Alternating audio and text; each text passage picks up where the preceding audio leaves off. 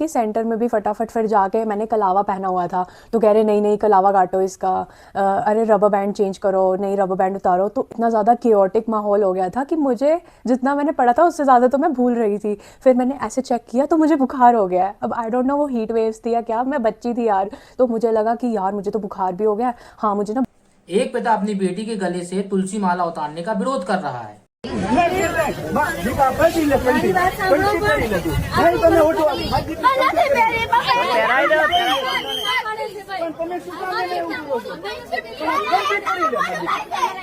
Exam बगाड़ो तो તમે મોટો એક્ઝામ બગાડો છો યાર. મારી છોકરીને કંટીન્યુ કામ પહેરાઈ ગયો એ મારા મોટા બેન કંટી શું કામ કરે છે? તમે હુકનો દીકરો છું, મારી છોકરી કંટી નહીં કાઢે, નીટની એક્ઝામ મારે પછી મેં કીધું કરાચીમાં નથી ઉભો, હું કરાચીમાં નથી ઉભો, મારી છોકરી કંટી નહીં કંઠી પહેરાવું ત્યાં સુધી, મારી દીકરીને હું કંઠી પહેરાવું ત્યાં સુધી વિડીયો ચાલુ રહેશે. ક્યાં છે છોકરી? ક્યાં? મારી દીકરીનું નામ શ્રદ્ધાબેન પરેશભાઈ કાછડિયા. હું 72 ગેલારી પાર્ક સોસાયટીમાં રહું છું. તમારા દીકરીની એક્ઝામ છે, બીજા બધાની એક્ઝામ નથી, બીજા કેટલાની એક્ઝામ છે સમજો બધાની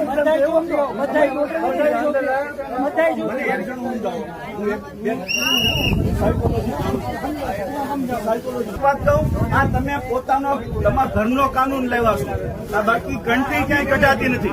કોઈ પણ જગ્યાએ હું ખુલ્લી કોપરેટ કરું છું, હું મારા મોબાઈલ મારો ખીચામાં છે, હું ક્યાંય ઉતારતો નથી ક્યાંય. પણ તમે હિન્દુ ધર્મની પ્રત્યેક કંઠી કઢાઈ નાખો એમ છોડવાને હા એને ન રોકી શકો તમે મિત્ર.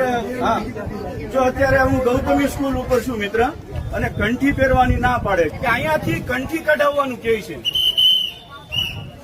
હું કાછડિયા પરેશ, મારી ઉપર તમે કેસ કરી દો, કંઠી કઢાવો. और परीक्षा केंद्र में जितने भी सुरक्षा कर्मी हैं और बहुत सारे जो अधिकारी हैं, उन्होंने इस बच्ची के गले से तुलसी माला उतारने को कहा। और फिर क्या हुआ कि लड़की के पिता ने जो है इस बात की आपत्ति जताते हुए एक वीडियो बनाया, जहां पे वो साफ कहता हुआ नजर आ रहा है कि मैं सूरत में हूँ, लाहौर में नहीं हूँ। और ये सवाल उठाया कि धार्मिक प्रतीकों को जो है निशाना क्यों बनाया जाता है। और पिता का गुस्सा इतना ज्यादा हो गया कि वो अपनी बेटी को तुलसी माला भी पहनाने लगा, लेकिन वहाँ पे सुरक्षा कर्मियों ने उसको रोक दिया।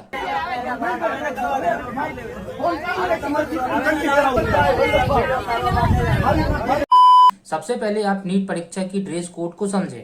एनटीए नेशनल टेस्टिंग एजेंसी के कुछ नियम हैं, और वो नियम सुनिए आप। ज्वेलरी और सामान की बात करें तो गले में माला, चैन, लॉकेट, ब्रेसलेट, झुमके, अंगूठी, ये सब जो धातुओं की चीजें हैं ना, उनको पहन के जाना सख्त मना है। और कपड़े में आपको हल्के रंग के कपड़े पहन के जाना होता है, जिसमें टी शर्ट होती है, हाफ टी शर्ट होती है। आप फुल आस्तीन के कपड़े जो है पहन के नहीं जा सकते। और जूते भी भारी नहीं होना चाहिए, ना ही हाई हील्स वाली सैंडल होना चाहिए। अब आते हैं हम धार्मिक प्रतीक पर, जिसके पीछे पूरा विवाद हुआ है। मतलब जो कंट्रोवर्सी हो रही है, ये एक धार्मिक प्रतीक के कारण हो रही है।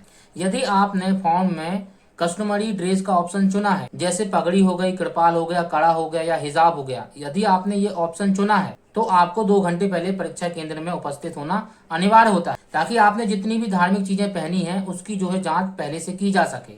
इसलिए 2 घंटे पहले जो है परीक्षा केंद्र में बुलाया जाता है। लेकिन माला और ताबीजों को अच्छे से खोल कर चेक करना होता है, जिसमें सुरक्षा कर्मियों को बहुत समय लगता है और ये बहुत कठिन भी होता है। हिजाब तो एक कपड़ा है, लेकिन ये धार्मिक प्रतीक भी है, लेकिन इसमें इंसान का ही छुपा के ला सकता है भाई। ये कहने से पहले ये वीडियो देखिए, जहाँ पे एक महिला हिजाब में है और किस तरीके से उसकी चेकिंग की जा रही है।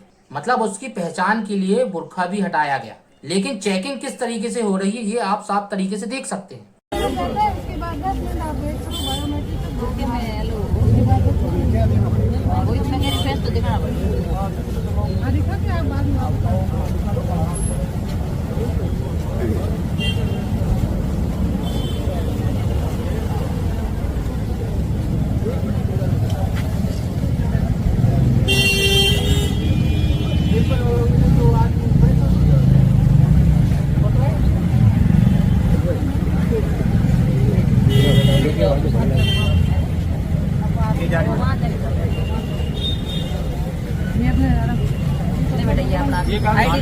ले लो अपना एक चिपका और एक एक्स्ट्रा वो एक वो चिपका वो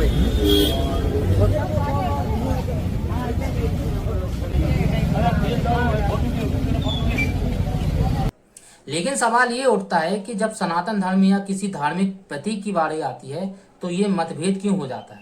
मतलब अगर आप देखा जाए, तुलसी माला आप पहन कर जाना अलाउ नहीं है, लेकिन बुर्का पहन के जाना अलाउ कैसे हो सकता है। जबकि जो चीज अलाउ ही नहीं है, मतलब आप फुल टी शर्ट पहन के अलाउ ही नहीं कर सकते एग्जाम में बैठना, तो फिर जो बुर्का है वो क्यों अलाउ हो जाता है।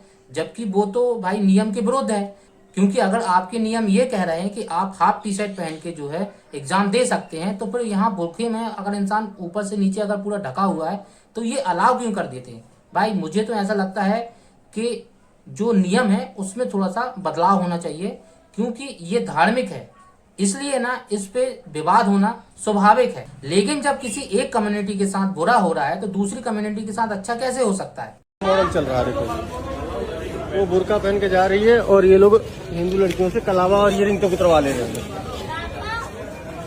भाई साहब एक बात बताओ, भाई साहब हिंदू लड़कियों से कलावा तुम उतरवा ले रहे हो, बुर्का पहन के जा रही, तुम रोक नहीं सकते आप लोग। वो बुर्का पहन के एग्जाम देने के लिए छूट दे रखी है और हिंदू लड़कियों से इयरिंग तक उतरवा ले रहे हो। क्या बुर्का पहन के अलाउड है? कलावा क्यों उतरवा रहे हो? ये क्या है? कलावा क्यों उतरवा रहे हो? ये क्या है? कलावा तक क्यों उतरवा ले रहे हो? वीडियो बनाएंगे ना। लेकिन जब एक कम्युनिटी की बात आती है तो वहां पे बुर्का तो अलाउ हो जाता है, पर तुलसी माला अलाउ नहीं होती।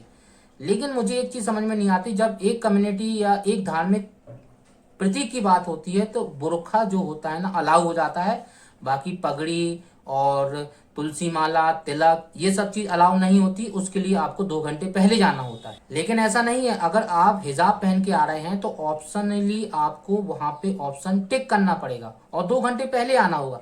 लेकिन ये वीडियो जो है ना, देखने के बाद मुझे समझ में आया कि क्या इनको 2 घंटे पहले बुलाया गया था।